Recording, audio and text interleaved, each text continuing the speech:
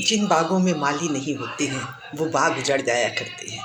मेरे प्यारे दोस्तों, मैं हूं doctor Hema Pandey, motivation speaker और आप सबकी दोस्त।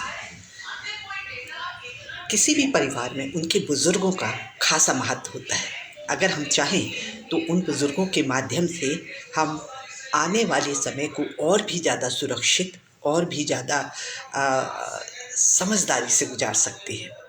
नई पीढ़ी और पुरानी पीढ़ी का जो समन्वय होता है वो सच में एक कमाल का परिवार बन जाता है।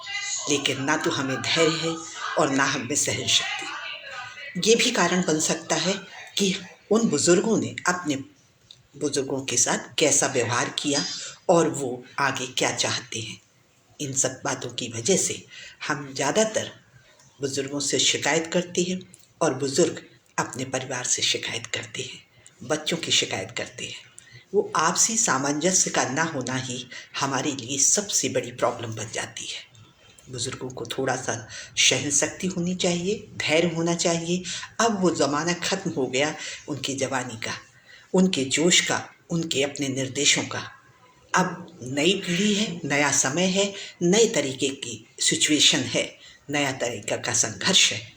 तो हमें सीनियर्स को चाहिए कि उन बुजुर्ग बच्चों की भावनाओं को समझें, उनकी कार्य क्षमता को देखें, उनके आने वाले समय को देखें। लेकिन बच्चों को भी वही बात थोड़ा सा पोलाइट होके उनका सम्मान करते हुए कहना चाहिए। अगर ईंट का जवाब पत्थर से परिवारों में चलता रहा तो ये भारतीय संस्कृति, भारतीय कल्चर और हमारे जो संयुक्त परिवार की परंपरा है बिल्कुल खत्म हो जाएगी। निश्चित तौर पर भाई भाई से अलग होता है, दुश्मनी भी हो जाती है, एक दूसरे की शक्ल नहीं देखते हैं। लेकिन कोई तीसरा बोलता है तो सब भाई एक हो जाते हैं। किसी और का बोलना अभी भी कष्टप्रद हो जाता है।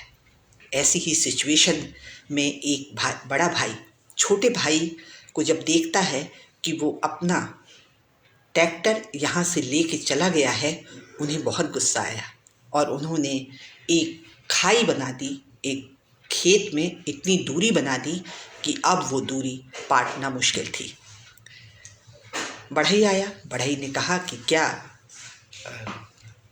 कुछ काम है आपके पास? बोले हाँ, काम तो है, बस तुम एक काम करो कि इसे इस कदर की दीवार बना दो लकड़ी की कि ना मैं उसकी शक्ल देख सकूं और ना वो मेरी शक्ल देख सके।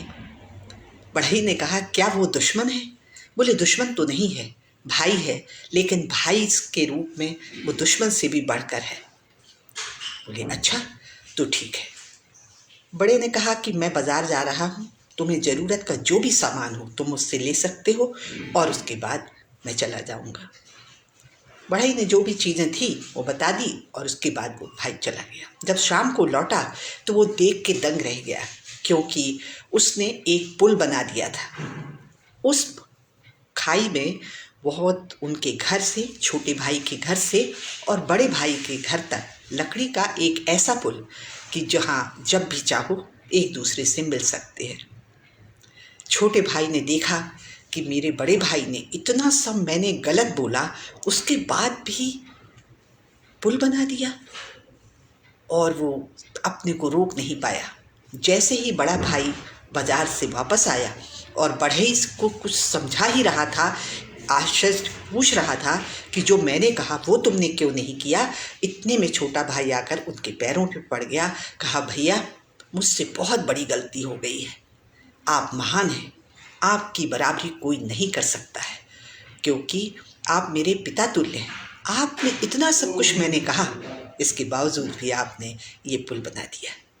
और दोनों भाई मिल गए। जब बढ़ई जाने लगा तो उन्होंने कहा कि अभी मेरे पास काम है, रुक जाओ। उन्होंने कहा, बढ़ई ने मुस्कुराते हुए कहा नहीं, अभी मुझे न जाने कितने पुल बनाना है। मेरे प्यारे दोस्तों, ये बात बिल्कुल सही है। अगर हम एक दूसरे को समझें, एक दूसरे को सहन करें तो हमारे ये पुल बराबर बरकरार रहेंगे और हमारा प्यार, हमारी स्नेह, हमारा अपनत्व बना रहेगा और ये हम अपने बच्चों को संस्कार के रूप में दे जाएंगे। यही तो हमारे भारतीय कल्चर है, भारतीय संस्कृति की पहचान है, जिसे हम कभी मिटने नहीं देंगे। जय भारत, जय।